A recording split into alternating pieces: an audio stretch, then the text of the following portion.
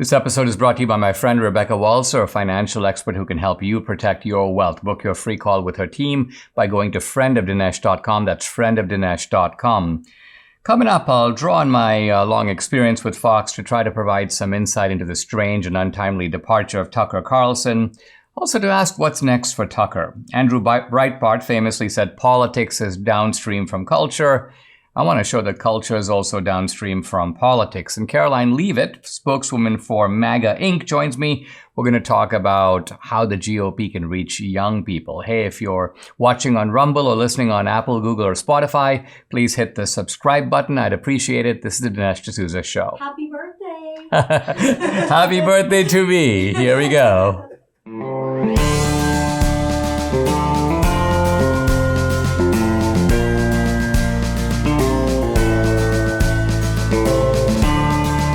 America needs this voice. The times are crazy. In a time of confusion, division, and lies, we need a brave voice of reason, understanding, and truth. This is the Dinesh D'Souza Podcast. The news that exploded yesterday about Tucker Carlson leaving Fox has taken everybody with, well, not just surprise, I would say even a sense of shock. Well, it's shocking on a number of levels, and of course it also, the implications of it changes a lot of things about our media landscape, even our political landscape. Tucker was and is different. Even though he was one of the primetime hosts at Fox, he was in a sense in his own category, in his own league. He went places that other hosts won't go. He took on topics, and his approach was unconventional. It was also Trumpian in a sense. He was probably a more vocal critic of the Ukraine war than just about anybody else, not just at Fox, but certainly in media in the country. He was at least willing to go down the road of exposing January 6th. Now, it looks like after he published a couple of clips, they reined him in, they pulled him back. And in fact, this kind of putting the reins on Tucker, I think might have actually been an important factor in his departure. But with Tucker out at Fox, and who knows what Tucker will do next, I'll talk about that in a minute. But it's very clear that this will have implications for the Republican primary. It will have implications for the big presidential race coming up next year. In fact, Debbie's like, are you going to talk today about Biden announcing? It's kind of strange, but that's almost become kind of a non-event. The talk is mainly about Tucker. In fact, the other thing that got upstaged, and I'll talk about this in a future segment, Don Lemon. Don Lemon got fired, and CNN and Don Lemon were trying to make a big deal about it, but no one was paying attention. Well, I mean, no one paid attention to Don Lemon even before, but the Tucker news has been totally front and center. Now, the first question is, what really happened here? And it's not clear that we know the answer to that. I mean, did Fox fire Tucker?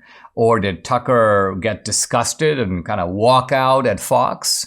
Now, it seems that Tucker was let go. It seems that they fired him. And I say this because when Tucker did his show on Friday, he was basically like, see you Monday. And evidently, at least according to reports over the weekend and even on Monday morning, Tucker was emailing his producers and basically getting the show kind of organized. Tucker, by the way, doesn't live in New York, so he's kind of dialing it in, so to speak, from out of town. And I believe he lives in Maine. And he was kind of getting ready for the show. And then suddenly he calls back and basically lets his producer, Justin B. Wells, know that, you know what, I've basically been let go. And then, of course, Justin B. Wells decides that he's going to quit as well, go with wherever Tucker goes next, I presume. Now, why would Fox do this? Tucker was the number one ranked host at Fox, but he was the number one ranked host in all of cable primetime. And he was obviously making a whole bunch of money for Fox. I mean, Fox was paying Tucker well, but not even close to what Fox was making off of Tucker. And if you get rid of Tucker, it's not clear that Tucker can be easily replaced. They, on Monday, this was a very unceremonious departure. Tucker was basically just out the door, and Fox had to scramble to put something together. Brian Kilmeade stood in for Tucker yesterday. But while Fox searches for a replacement, but what kind of replacement? Who can you pull in?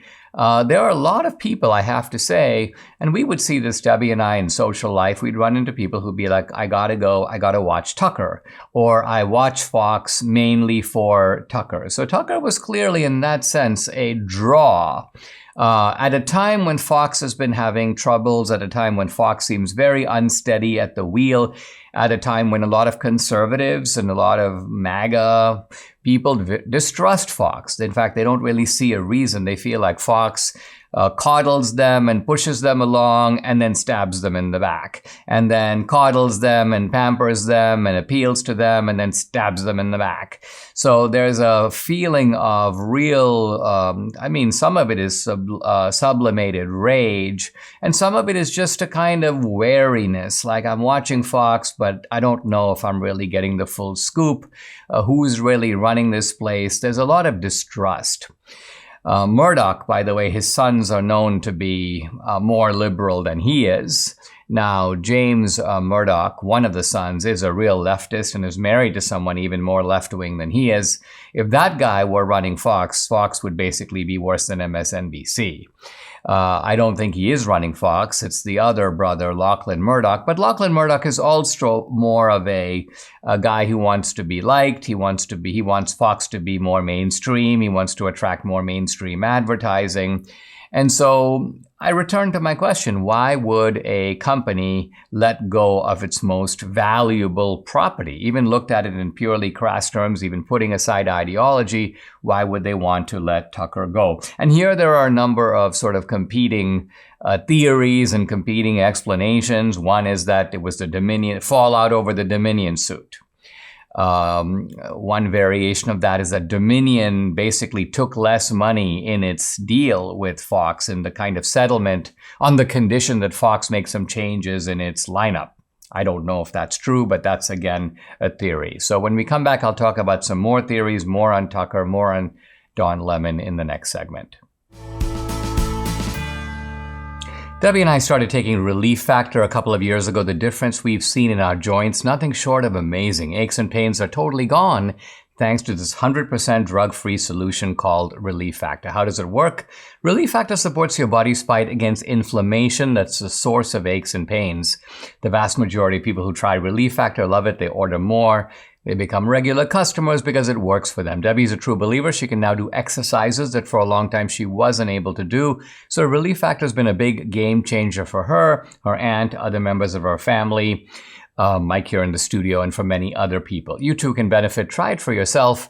Order the 3-week quick start for the discounted price of just $19.95. Go to relieffactor.com or call 800-4-RELIEF to find out more about this offer. The number again, 800-4-RELIEF, or go to relieffactor.com. Feel the difference. Continuing my discussion of Tucker Carlson and his sudden and somewhat shocking departure from Fox. Well, a theory about this is that Tucker is being sued, apparently being sued by somebody for creating a hostile work environment. The accusations seem kind of vague. Mostly it seems to be the fact that Tucker just kind of rounded up his staff and subjected them to various red-pilling exercises, and this was supposedly very disturbing to this individual. In any event, it's hard for me to believe that that is in fact the real explanation. True, it's coming on the heels of the Dominion settlement, but unless there's something far more to all this than we know, that seems to me to be a dubious explanation. Another explanation that's been reported, and I'm merely passing this along, is the idea that Tucker angered Rupert Murdoch by going down the January 6th road. Now, if this is true, and if either Rupert Murdoch or the Murdoch family was upset about this, that shows that Fox is in serious trouble. Why? Because they're taking mainstream topics of genuine public interest and certainly of intense interest on the right. Topics like election fraud, what really happened in 2020, what happened in 2022 in, say, Arizona. The continuing tragic plight of the January 6 defendants, the real abuses of judicial process and procedure, the corruption of judges, the ruthlessness of the prosecution, penalties out of proportion to the offenses, solitary confinement for months, in some cases years before trial. All of this is going on. It's an outrage. It is of deep concern to many Republicans and conservatives. And if the Murdochs are like, well, this isn't going to be off limits at Fox, well, that's going to be very bad. That's a very bad comment on Fox itself. Now, it could be that this was a mutual parting. In fact, that's what the Fox press release said. And that Tucker had basically had enough. That's the other possibility. And I think back, for example, to our experience with Tucker with 2,000 Mules, where we were trying to get 2,000 Mules covered by Fox. And time again, the Fox hosts were like, well, we're thinking about it. But it was very clear over time that they were saying that, but in fact, they had been ordered not to touch the topic. In fact, none of them could touch it, including Tucker. And Tucker had the most latitude at Fox because I guess he had the highest ratings. They let him do more of what he wanted than other Fox hosts who are more reined in. But nevertheless, imagine Tucker wants to cover 2,000 Mules. They're like, no, you can't do it. Tucker he gets exclusive access to 40,000 hours of January 6 footage. He finds all this stuff. He's really excited. No, we're really upset. You put out the 2 clips that you did. No more of that, Tucker. And we're not going to have any two ways about it. Basically, this is a final order. So Tucker probably realized, well, I've basically become a pawn of the political interests and agenda and even feuds of the Murdoch family. They might be angry or infuriated with Trump. They want to make sure Trump never runs again or Trump can never make it again. Fox has turned against Trump, and we see indications of this from the way that Trump is covered now by the New York Post. We see it also from the Wall Street Journal. We see it on Fox. And wait a minute, all those happen to be Murdoch properties. So it tells you something. But again, Tucker's like, why do I have to be part of this millionaire or billionaire squabble? It's kind of undignified. It's humiliating. And so Tucker might have decided, I'm basically out the door. Now, this I think is risky for Fox, right? This was my tweet. Nobody watches Fox because of Fox. Fox seems to have forgotten that. And think about that. Do you have a brand loyalty to Fox? It's like, it doesn't matter who Fox puts on. I'm going to be watching Fox. No, most people aren't like that. They watch Fox because of Tucker. They watch Fox because they like Fox and Friends. Their loyalty is to those shows and their loyalty is to those hosts. And now with, Bongino leaving Fox or Bongino is exiting Fox, Tucker is exiting Fox, it's kind of like, what's really left at Fox? Tucker has a lot of opportunities in front of him. He can go Joe Rogan style and do a podcast. He can try to start his own TV network and maybe pull some people at Fox and some other people into it. It's not clear what his next move would be. Debbie had a hilarious suggestion this morning. She goes, CNN should hire Tucker. She goes, CNN keeps claiming we're going to try to be more fair-minded. They would rock the whole cable world if they were to bring on Tucker. And then Debbie goes, and then Fox, if they want to go left, they can hire Don Lemon. I don't think this will happen, by the way, because I don't think that either network is willing to go to that extent. But certainly, if I were running CNN, that's what I would do. And it would rescue the entire network. And you could have a whole bunch of left-wingers stay because Tucker would be the counter. And it would be very clear that CNN has become suddenly more fair and balanced than Fox. Hey, have you heard Mike Lindell and MyPillow have launched My Mattress Topper 2.0, and this one is really a game changer. The new 3-inch MyPillow mattress topper is made up of 3 unique layers. Layer 1, MyPillow patented foam, which provides superior support and durability. Layer 2, transitional foam, which provides optimal comfort, evenly distributes body weight, and helps relieve pressure points. And Layer 3, the cover, made from a special material to keep your body temperature regulated through the night. This MyPillow MyPillow mattress topper is washable and dryable. It's made in the USA, comes with a 10-year warranty, a 60-day money-back guarantee. The incredible 3-inch mattress topper is as low as $219.59 with promo code Dinesh. So go ahead, call 800-876-0227. Again, that number, 800-876-0227, or go to mypillow.com. Make sure to use the promo code DINESH Dinesh. On a happier note, Don Lemon has gotten the boot at CNN. Now, the news came same day as Tucker's departure. And while Tucker's departure has, I think, large implications, with Lemon, this was like overdue. This guy was a complete dud. His ratings were horrible. And in fact, Trump was, with characteristic glee, he's like the dumbest man on television. He goes, what took him so long? And apparently the firing was completely unexpected. Don Lemon, in fact, put out on Twitter, he says, I am stunned. After 17 years at CNN, I would have thought someone in management would have the decency to tell me directly. At no time was I ever given any indication, blah, blah, blah. Now, CNN put out a statement basically saying, well, we offered to have a meeting with management, and you, Don Lemon, declined and just decided to go do your rant on Twitter. So there's a little bit of back and forth between Lemon and CNN. Now, the interesting thing about Lemon is that, well, first of all, I was kind of chuckling because remember when Lemon referred to Nikki Haley as being, quote, past her prime? Well, Don Lemon is definitely not past his prime. In fact, that's kind of what makes his firing so great. If he was past his prime, it would be understandable. He's past his prime, time to make room for someone else. But Lemon was fired in his prime. So even in his best years, the guy was just not all that good. And yet, I do remember thinking back a kind of Don Lemon that was more moderate, was more open-minded.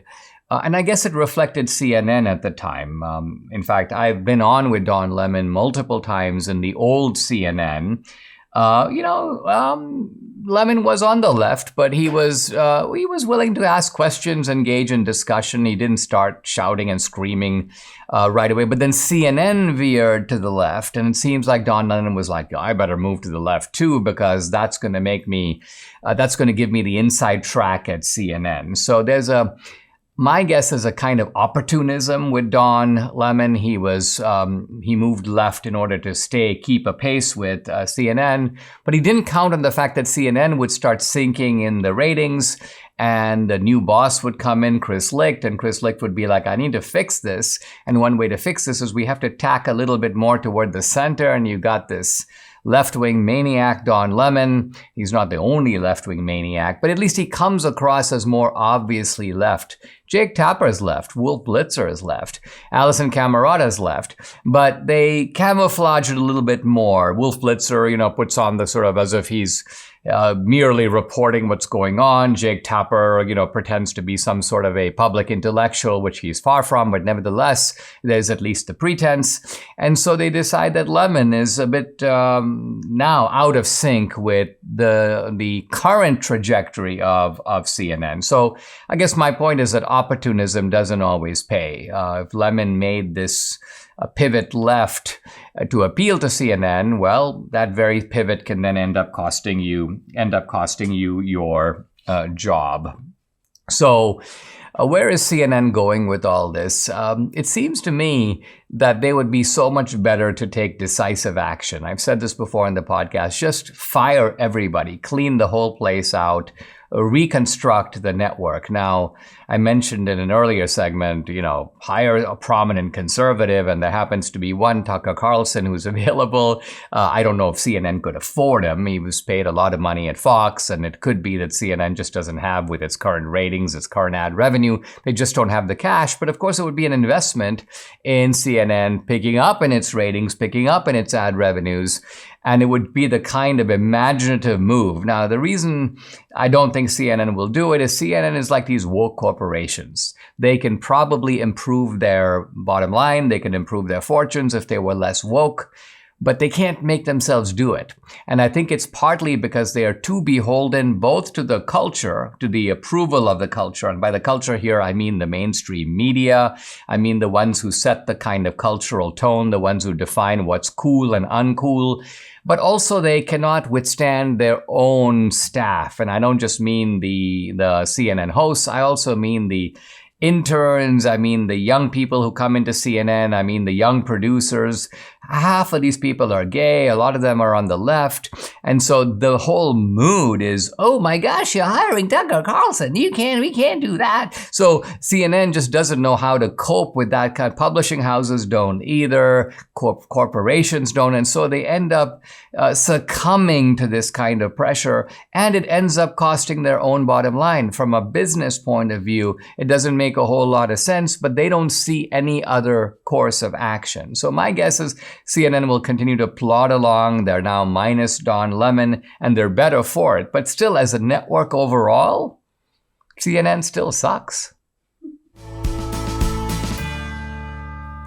One of the New Year's resolutions Debbie and I made, we're going to lose some weight this year. Thankfully, PhD Weight Loss came to the rescue. We started the PhD Weight Loss and Nutrition program 12 weeks ago.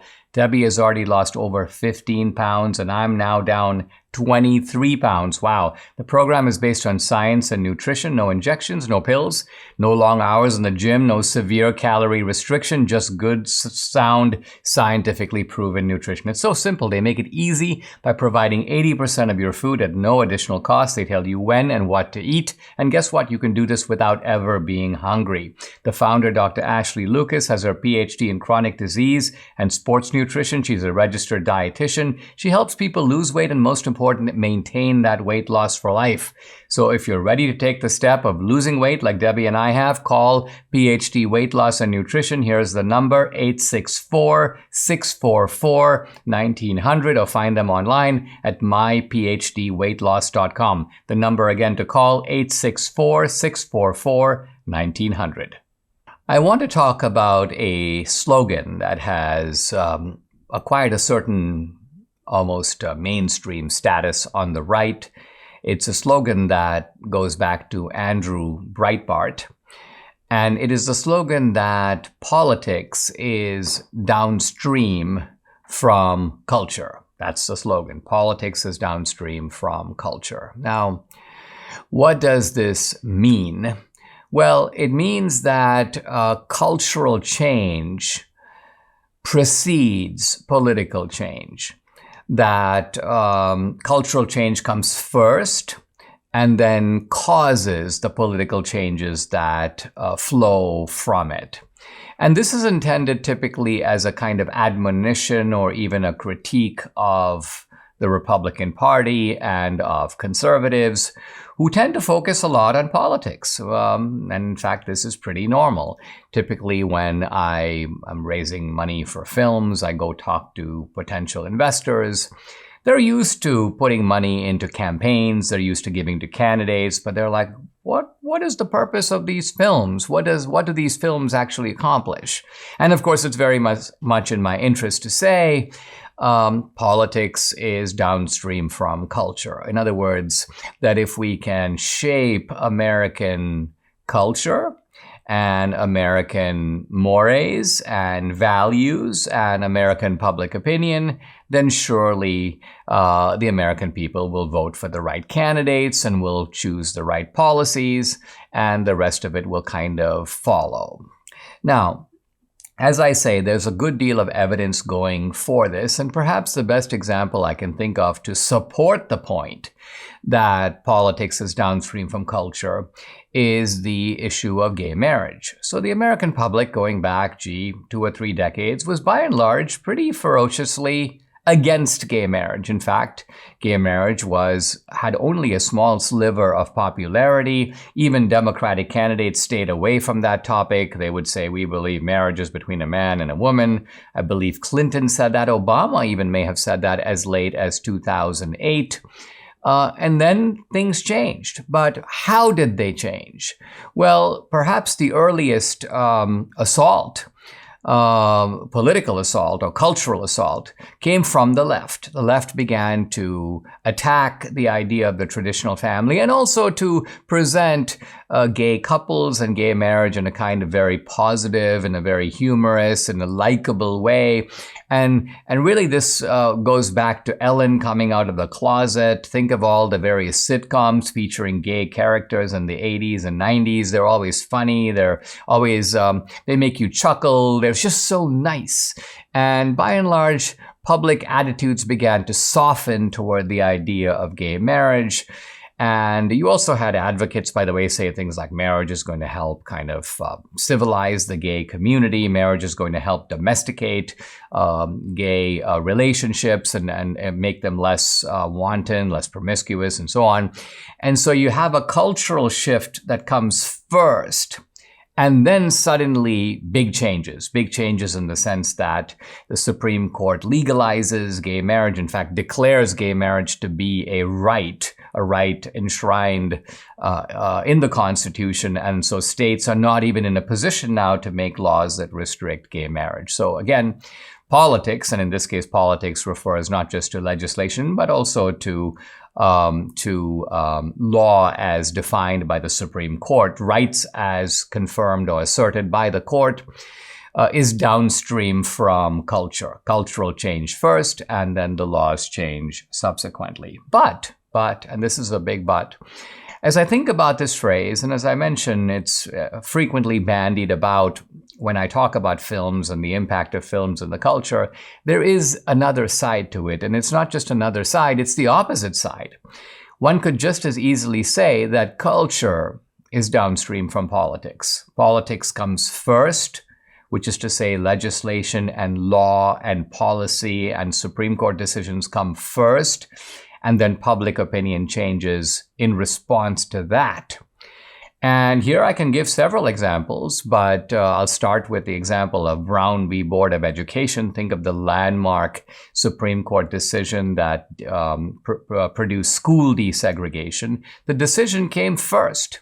And then by and large, the public support for desegregation, for ending all these segregation laws, essentially went to 100%. There was virtual unanimity among the American people that segregation is a bad idea and desegregation is the way to go. But it was not so clear before the Brown decision that the court would decide that.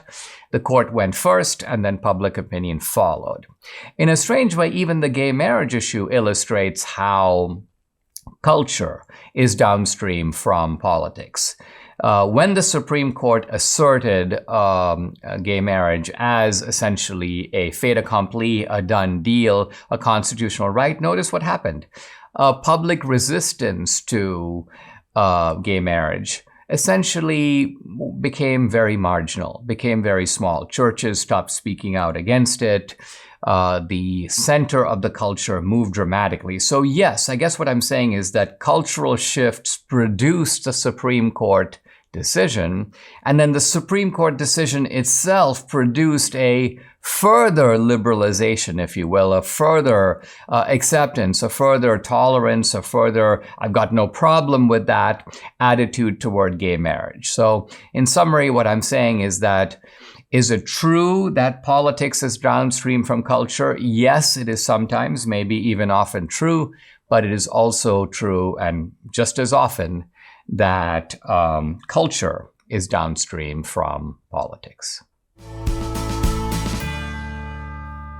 We're in the most vulnerable time in U.S. history with our markets and our economy, and that calls for an expert financial advisor for your investments. Yet most Americans don't know this. They are with the conventional, ride out the dips in the market advisors that have kept recycling the same advice since the 1980s. That advice will fail you today. Luckily, there's an alternative. My friend Rebecca Waltzer, you've seen her on the podcast. She's very knowledgeable, very well-spoken, and she's different. She's a tax attorney. She's a wealth strategist with her global MBA from the London School of Economics. She has seen what is coming and protected her clients back in the end of 2021, and she can do the same for you now. Debbie and I just did a call with Rebecca's team to talk about our investments. Join us. Go to friendofdinesh.com to book a call with Rebecca's team today. That's friendofdinesh.com Dinesh.com to secure your investments and your future. Guys, I'm really happy to welcome a new guest to the podcast, Karoline Leavitt. She's the spokeswoman for President Trump's super PAC. It's called MAGA Inc., Make America Great Again Inc. Karoline ran for Congress in New Hampshire's 1st Congressional District. Actually, she came really close, and I'm delighted to welcome her. By the way, the website for the PAC is just magapac.com, magapac.com. Karoline, great to have you. Thanks for joining me. Well, let me start by actually just asking you about running for Congress. I mean, you were one of the youngest, if not the youngest candidate in the field. You were the Republican nominee. And what was that experience like, and what did you take from it? Yeah, well, thank you so much for having me, Dinesh. It's a pleasure to be with you. I did run for Congress in my home district, New Hampshire's 1st Congressional District, the Live Free or Die state, the first in the nation primary state. I grew up here, and it was a great honor to run. I ran in a competitive primary, and against a lot of odds and a lot of establishment money, I prevailed. We won our primary by 10 points as the outsider America First MAGA candidate, and unfortunately did fall short in the general election to my Democrat incumbent representative, Chris Pappas. But throughout that experience, my goodness, I learned so much about connecting with people. That's what I loved the most about campaigning, was going to events every day, different states, different cities, different towns in New Hampshire, connecting with people, understanding the real issues and the great impact that Joe Biden's administration and policies has had on so many families just in, a few short years. And it comes on the heels of his announcement today. We cannot afford 4 more years of this president. I saw that impact firsthand on the campaign trail myself. Here in New Hampshire, our domestic energy production, we had some of the highest utility bills, highest electric rates of any state in the country because of Biden's war on our domestic energy. Of course, inflation, prices of groceries and gas hitting a lot of families hard. We really need a change. Karoline, what do you think when I look at Biden? I see a little bit of Jimmy Carter in him, by which I mean just rank incompetence. But I also see a good bit of Obama, and by that I mean a little bit more of strategic malevolence. In other words, that a lot of the things that he's doing, even though you and I might be appalled, it's almost like he wants them. He intends them. And it's part of a strategy, maybe to harvest political gain, even at the expense of the country. What's your reading on Biden? Do you put him in the kind of incompetent, nincompoop category, or do you put him in the sort of strategic malevolent category, or both?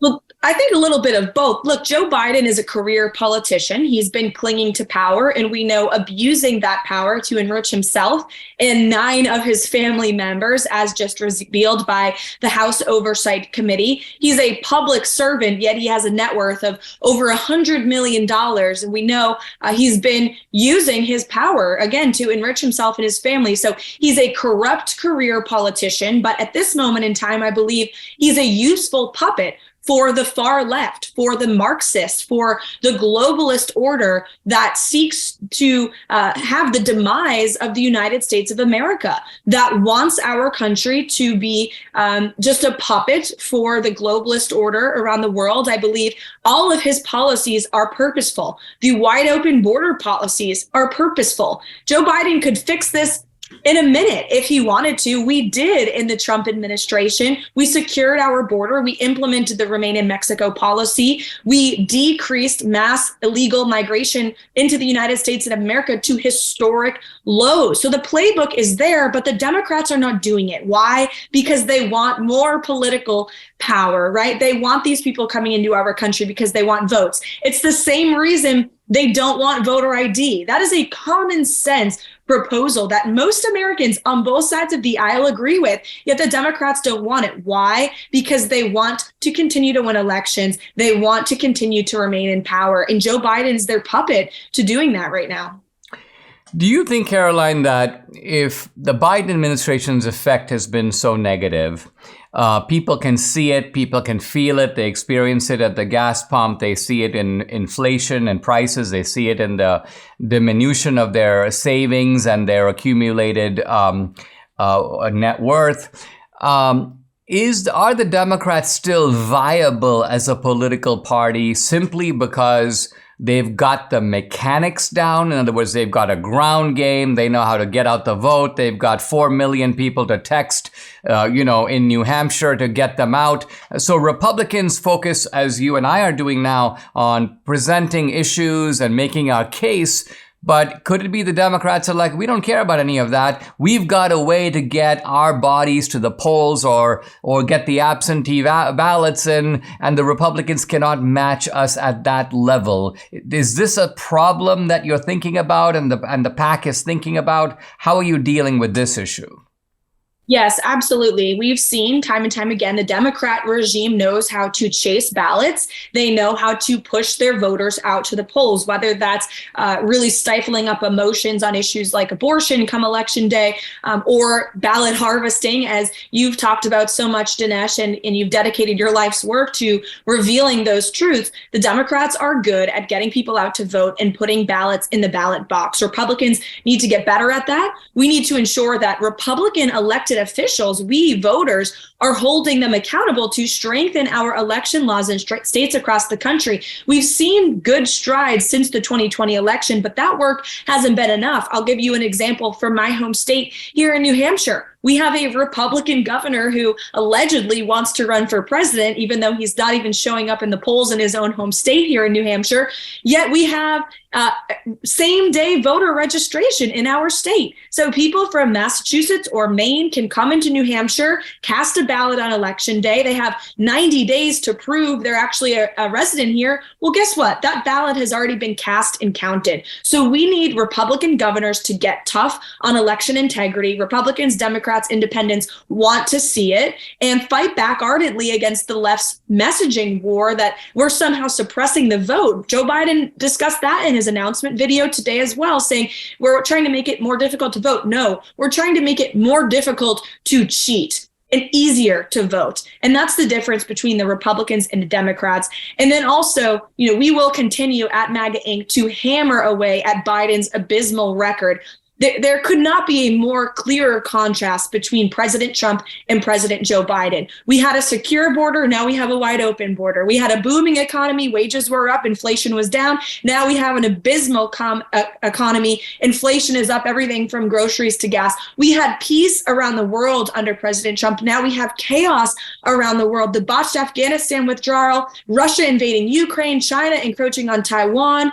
Chaos all around us. We're on the brink of nuclear war, as President Trump has recently talked a lot about. The stakes have never been higher. I truly believe good, hardworking Americans understand that. They're going to vote differently than they did in past cycles. And the Republican Party also needs to make sure we are getting those people out to vote. We are chasing their ballots, and we will be victorious on Election Day in November. I firmly believe it. We'll be right back in a moment with Karoline Leavitt. I'd like to invite you to check out my Locals channel. I post lots of exclusive content there, including content that is censored on other social media platforms. On Locals, you get Dinesh Unchained, Dinesh Uncensored. On Locals, you can also interact with me directly. I do a weekly Q&A every Tuesday, so today, 8 p.m. Eastern. And no topic is off limits. I've also uploaded some very cool films to Locals, both documentaries and feature films, both my films and also films by other independent producers. I'm doing a new film this year, and I'll be giving you the inside scoop on Locals. If you're an annual subscriber, you'll also be able to stream and watch the movie for free. So check out my channel at dinesh.locals.com. I'd love to have you along for this great ride. Again, it's dinesh.locals.com. I'm back with Karoline Leavitt. She's the spokeswoman for MAGA Inc., the website magapac.com. Karoline, I got to ask you about this business with Tucker Carlson, this abrupt departure at Fox. Do you see this as a good thing or a bad thing, just viewed purely from the point of view of Trump and the Trump campaign? Are you happy about it in the sense, by happy about it, what I mean is Tucker is now free to be Tucker? Or do you think, oh, wow, well, listen, Fox this was an important podium to get a unique type of message out. Tucker was uniquely capable in delivering it. This is a real blow to our side.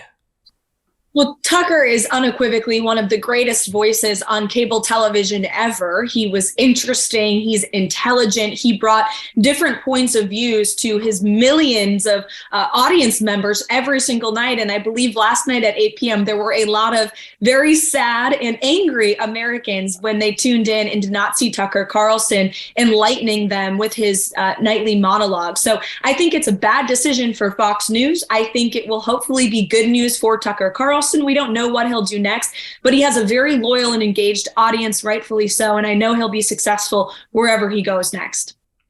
Okay. Let's talk about the primary. The Republican primary is not sort of in full swing yet, but already there's a lot of back and forth. Of course, DeSantis is often mentioned.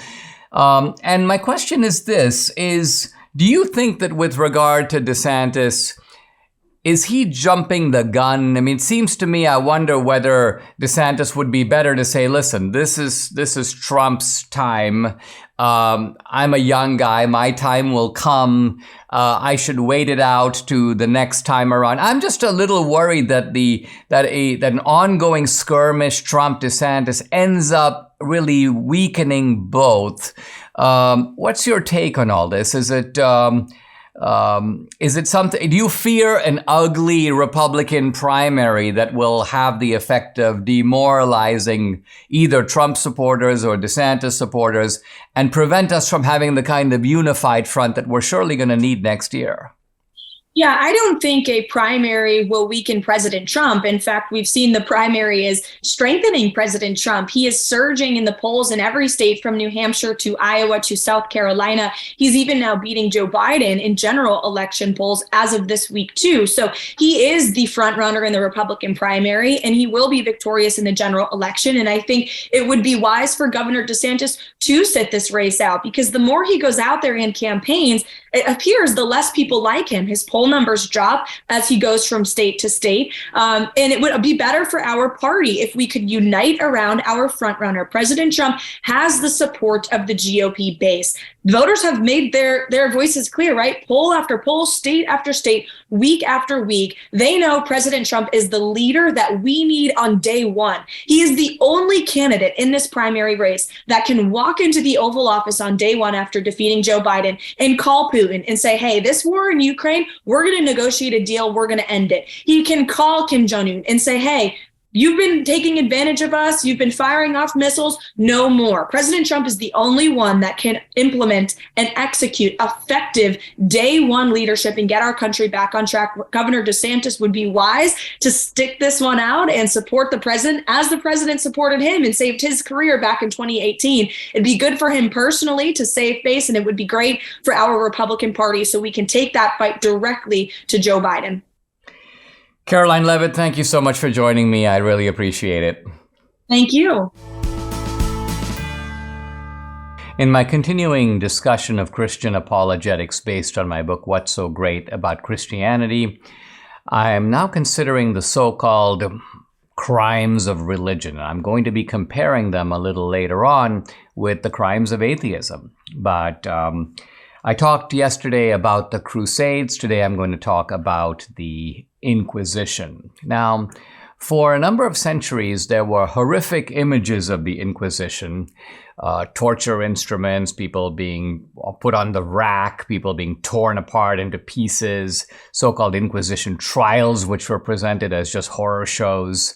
And all of this was seen as an objective description of the Inquisition until in the 20th century, scholars went back, looked at these Inquisition trials, and they realized that much of the caricature of the Inquisition was a product of English propaganda against the Spanish.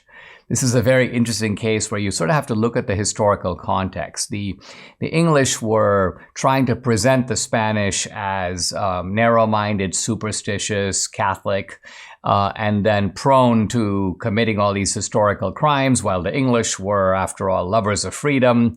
Now, of course, we in America have inherited the kind of Anglo-Saxon tradition, and with that, we inherited Anglo-Saxon sort of historiography.